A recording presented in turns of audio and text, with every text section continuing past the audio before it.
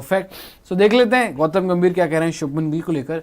He has passed his most difficult test, and I told him after we won at the Oval, I told him that he just passed his most difficult test in the transition, and from here on things will be much easier. I hope they get more easier for him because he deserves every bit of it. तो गौतम गंभीर सीधे सीधे कह रहे हैं कि जब Oval test हम जीते थे इंग्लैंड में, जो आपका 5वां टेस्ट था, और हमने जब सीरीज ड्रॉ की थी, तो इन्होंने शुभमन गिल को बोला था कि तुमने अपना सबसे मुश्किल इम्तिहान पास कर लिया है, बिकॉज ट्रांजिशन से टीम गुजर रही थी। एक लेजेंडरी कैप्टन को आप टेस्ट में, चलो इतने लेजेंडरी ना हो, लेकिन एक बहुत बड़े फिगर को आप रिप्लेस कर रहे थे, साथ में कप्तानी पहली बार कर रहे थे, डिजर्व करते थे नहीं करते थे, वहां पर भी लोग सवाल उठा रहे थे। फॉर्म के ऊपर, ओवरसीज रन्स नहीं थे, उसके ऊपर बड़ा सवाल उठा रहे थे। तो हर मायने में शुभमन गिल के ऊपर सवाल थे, बट गौतम गंभीर ने उनको बोला जब Oval test match team India जीती कि आपने सारे इम्तिहान जो है वो पास किए हैं और अब चीज़ें आपके लिए आसान ही होंगी। और ये भी बोला लास्ट में कि आप हर चीज डिजर्व करते हैं। The amount of criticism he has received, the kind of thing people have said about him, it has been unfair. You can't expect a 25-year-old kid to have an average of 50 and score every time everywhere. The kind of potential he has, I was never shocked that he scored 750 runs in England. तो वहाँ पर सीधे सीधे बोल रहे हैं गौतम गंभीर, जो क्रिटिसिज्म इन दिनों शुभमन गिल के ऊपर हो रही है, जब ओडीआई कैप्टन भी वो बने हैं और टेस्ट कप्तान भी जब बने थे, तो वो यही कह रहे हैं कि भैया आप 25 साल के एक लड़के से क्या 50 के एवरेज तो एक्सपेक्ट नहीं कर सकते हो। जो एक सिर्फ 25 साल का यंगस्टर है, 25 साल का लड़का है, पोटेंशियल बहुत है। मुझे बिल्कुल भी हैरानी नहीं हुई, उन्होंने इंग्लैंड में 750 रन बना दिए, बट जो क्रिटिसिज्म हो रही है उनके ऊपर, आई थिंक वो एक अनफेयर क्रिटिसिज्म है, क्योंकि अभी इतनी उम्र नहीं है, इतना एक्सपीरियंस नहीं है। बट अब अगर आप देखें, जब से वो कप्तान बने हैं, जब से रिस्पॉन्सिबिलिटी आई है, सबसे यंग कप्तान बने हैं वो, तब से आप गिल की परफॉर्मेंस देख लें, टेस्ट मैचेस में परफॉर्मेंस देख लें आप, 500 मार दिए 2 सीरीज के अंदर। अगर यहाँ पर और इनिंग्स मिल जाती तो और 100 मार देता। नॉट आउट गए हैं आज भी, आप देख लें। और ओडीआईज में भी देखिएगा, ही विल स्कोर। मेरी पूरी दुआ शुभमन गिल के साथ है कि वो स्कोर करेंगे ओडीआईज में। इसके आगे भी अगर कुछ है तो दिखा दीजिए, इसके आगे भी कुछ बोला है उन्होंने। आगे भी देख लेते हैं। It is still very easy days early, हाँ इजी बोल दिया मैंने। It is still very early days of his captaincy. He has only captained 6 test match so far. The first and foremost thing I can say about him is handling the pressure. If you ask me, he will keep growing. He is still a work in progress. He still has not seen the worst days in his captaincy tenure, and it will happen. It will happen someday. He is now the one-day captain as well, so I actually want to see when things does not go his way, how he reacts to that. I have always told him that I am here to support him, protect him. My job is to take all the pressure off him. I am ready to take all the criticism for him till the time he is doing all the right things for the team. Till the time he is absolutely transparent and honest to the players in the dressing room. That is the only way to earn respect. So far, he has been brilliant. He has ticked all the boxes. What more can a coach ask from a young captain? तो basically Gautam गंभीर यही कह रहे हैं शुभमन गिल के बारे में कि अभी भी शुभमन गिल का कप्तानी टेन्योर में बुरा समय आना बाकी है, और मैं एज अ कोच चाहता हूं कि वो उस बुरे समय से निकलें, और वो किस तरीके से निकलेंगे मैं वो भी बड़ा इंटरेस्टेड हूँ देखने के लिए। साथ ही में उन्होंने आगे ये भी बोला कि शुभमन गिल ने अब तक सारे बॉक्सेस टिक किए हैं, और उन्होंने एक चीज़ बताई है कि अगर आपको ड्रेसिंग रूम में इज्जत पानी है तो आपको ट्रांसपेरेंट होना पड़ेगा, आपको ईमानदार होना पड़ेगा प्लेयर्स के सामने, प्लेयर्स के साथ आपको ईमानदारी दिखानी पड़ेगी, और ऑल द बेस्ट विशेज उन्होंने जो है वो शुभमन गिल को दी है। तो गौतम गंभीर और शुभमन गिल तो एक ऐसा लग रहा है कि एक ये जो नई साझेदारी है, हमने रोहित द्रविड़ देखा, बड़े सक्सेसफुल हुए वाइट बॉल फॉर्मेट में, ओडीआई वर्ल्ड कप फाइनल खेले, जरूर हार गए, T20 वर्ल्ड कप जीता रोहित द्रविड़ में।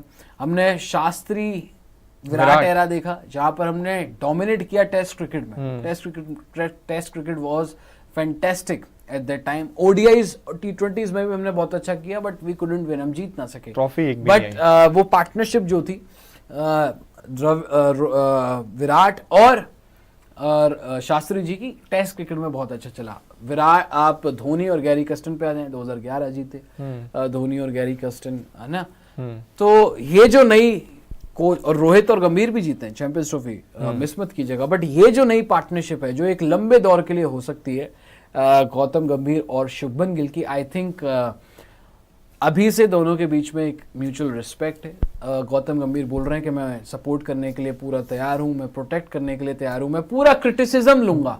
अगर जब भी शुभमन के ऊपर कोई क्रिटिसिज्म होगी तो मैं वो क्रिटिसिज्म लेने के लिए तैयार हूं, as long as he delivers for the team, जब तक वो सही चीज करें। हाँ, तो ये वो सही चीज करेंगे। तो ये तो अभी साफ साफ दिखाई भी दे रहा है कि दोनों की जोड़ी बहुत अच्छी चल रही है, दोनों एक दूसरे को पसंद करते हैं एज ह्यूमन बीइंग्स, और दोनों एक दूसरे के साथ बहुत ज्यादा ऐसे लग रहा है कि कंफर्टेबल हैं। जो भी डिसीजन ली जा रही है दोनों के द्वारा वो म्यूचुअल है। और जैसे गंभीर ने साफ साफ बताया है कि उनको जब तक वो ट्रांसपेरेंट और ऑनेस्ट रहेंगे, क्योंकि गंभीर को हम सब जानते हैं कि थोड़ा सा ऐसे कट थ्रोट आदमी है, बिल्कुल ऑन योर फेस टाइप, हमेशा ऐसे बोलते हैं कि जो सच है वो सच है, जो झूठ है जो झूठ है, जो सफेद है सो सफेद है, जो काला है सो काला है। तो वही वो उम्मीद कर रहे हैं शुभमन गिल के साथ। और शुभमन गिल को ये भी उन्होंने बोला है कि तुम ड्रेसिंग रूम का रिस्पेक्ट भी इसी तरह से कमा सकते हो ताकि परफॉर्म करो, और उन्होंने एग्जैक्टली वही किया। शुभमन गिल ने जब से कप्तानी संभाली है, उन्होंने सबसे जो अपना बेस्ट चीज बताई है वो ये है कि वो lead from the front, he will be leading from front हमेशा। जो उन्होंने, आपको याद होगा इंग्लैंड सीरीज के पहले बोला था गिल ने कि मैं जाऊंगा वहां सबसे ज्यादा रन स्कोर करूंगा, और सबने बहुत मजाक बनाया था क्योंकि गिल के ओवरसीज के रन बिल्कुल नहीं थे, कहीं पे भी उन्होंने परफॉर्म नहीं किया था। ऑस्ट्रेलिया में बीजीटी के बाद वो आए थे, बीजीटी उनका बहुत ही एवरेज गया था, उसके पहले साउथ अफ्रीका इनका खराब गया था, वर्ल्ड टेस्ट चैंपियनशिप के फाइनल्स में इनके कहीं पे भी रन नहीं थे। तो ये जब बात करी थी गिल ने तो सबने बहुत मजाक बनाया था कि क्या बात कर रहे हो आप, अभी तो आपने कहीं पे परफॉर्म नहीं किया, अभी कैप्टनसी मिली, इतनी बड़ी स्टेटमेंट दे रहे हो। और गिल ने वहां पे वॉक द टॉक किया, उन्होंने बनाए, बहुत सारे रन्स बनाए। इंडिया को वहां पे सीरीज ड्रॉ करने में किसी को उम्मीद नहीं थी क्योंकि इंग्लैंड की टीम काफी एक्सपीरियंस्ड, वहां पे बार बार वो जीतते आ रहे थे, बेन स्टोक्स के रूप में बहुत ही इंस्पिरेशनल कप्तान।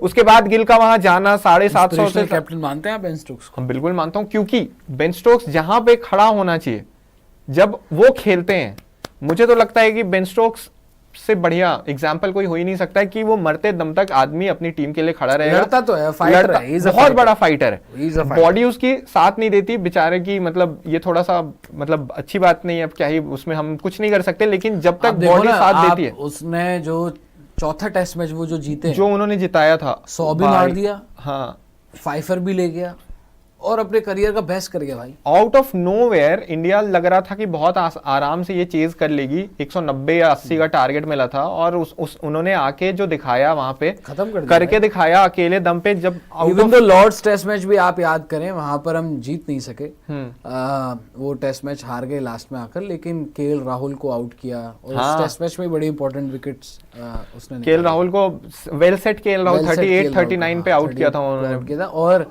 पुरानी बॉल के आखिर में जाते जाते मेरे ख्याल से आकाशदीप को भी आउट कर दिया था उसने। जब वो बोल्ड किया था, जब वो कंट्रोवर्सी हुई थी कि प्रोटेक्ट कर रहे हो, प्रोटेक्ट कर रहे हैं और नहीं कर रहे हो आप, तो वो सब जो तो हाँ, तो वही मैं इतना एक्सपीरियंस बेन स्टोक्स के होने के बावजूद इंडियन टीम वहां पे जाती है। बट उसमें एक ये था, अगर वो लास्ट टेस्ट मैच खेलता तो शायद इंग्लैंड जीती, बट कोई बात नहीं। हाँ, हमारी टीम से भी तो कितने बुमराह नहीं खेल रहे थे, हमारी टीम से बुमराह तो चलो अनफिट थे बेचारे। हाँ, तो वही है कि मतलब दोनों टीम ऐसा नहीं था कि बैलेंस थी। हाँ, इंडिया के पास भी एक्सपीरियंस की भारी कमी थी, सब बाहर हुए थे, रोहित शर्मा, विराट कोहली, अश्विन, हम इन तीनों के बिना ऑलरेडी खेल रहे थे। चले फिर आगे बढ़ते हैं, जो आखिरी सेगमेंट है आज के। अच्छा, अभी और भी है। हाँ, ये भी देखें, गंभीर और लॉस अगेंस्ट न्यूजीलैंड। तो गंभीर क्या कह रहे हैं, जो आप न्यूजीलैंड से 3-0 हारे थे, I will never forget the series defeat against New Zealand. It was the worst moment of my career and it will remain with me for the rest of my life. I know it is important to move on, but you shouldn't forget your past, otherwise you will start taking things for granted. I told the same things to the player. तो गौतम गंभीर देखिए दोस्तों कह रहे हैं, और उनके दिल में अभी भी न्यूजीलैंड के हाथों मेरी 3-0 की हार चुभती है। सीधे सीधे बोल रहे कि उनको वो भूल नहीं सकते वो सीरीज की हार, और उन्होंने बोला कि वो मेरे क्रिकेटिंग करियर में, मेरे कोचिंग करियर में वो सबसे वर्स्ट मोमेंट था जब आप घर पे वाइट वॉश हुए थे। और कहीं ना कहीं वहां पर देखें रोहित शर्मा भी कप्तान थे और बन भी नहीं रही थी चीजें, और रोहित शर्मा ने वहां पर जाकर बोल भी दिया था जब आप न्यूजीलैंड से सीरीज हारे थे कि 12 साल में एक बार तो अलाउड है।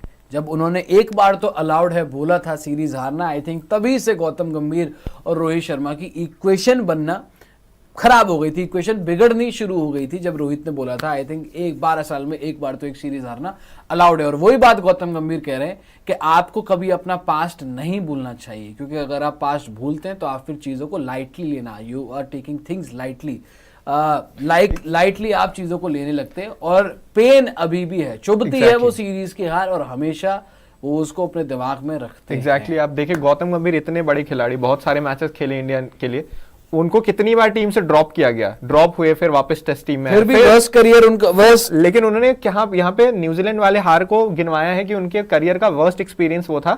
और बिल्कुल मैं आपकी इस बात से अग्री करता हूँ कि जो डिफरेंसेस आने शुरू हुए ना रोहित शर्मा और इनके बीच में, उसके पहले सब कुछ ठीक था, हालांकि वो बस 2-3 महीने हुए थे उनको कोच बने हुए, लेकिन वहीं से डिफरेंसेस आने शुरू हुए क्योंकि उनको शायद अप्रोच पसंद नहीं आया। क्योंकि आप देखें वो सीरियस रहते हैं गंभीर साहब, और गंभीर कैजुअली बोल दिया कि भाई 12 साल में हारना। हाँ एग्जैक्टली, गंभीर हमेशा चाहते हैं विन एट ऑल कॉस्ट। अभी वरुण चक्रवर्ती ने भी एक इंटरव्यू में बताया कि ये गौतम गंभीर का माइंडसेट ये है कि हम हर मैच जीतेंगे, कोई भी हम ऐसे किसी भी मैच को नॉन सीरियस होंगे और हमको किसी भी हाल में जीतना ही है, कोई एक्सक्यूज नहीं चलेगा। और वहीं पे रोहित शर्मा ने जब ये स्टेटमेंट दे दिया कि एक बार तो चलता है, या जो भी उन्होंने बोला था, तो शायद ये चीज़ उनको अच्छी नहीं लगी। उसके बाद बीजीटी हुआ और उसके बाद तो बहुत सारी रिपोर्ट्स आई कि चीज़ें ठीक नहीं है।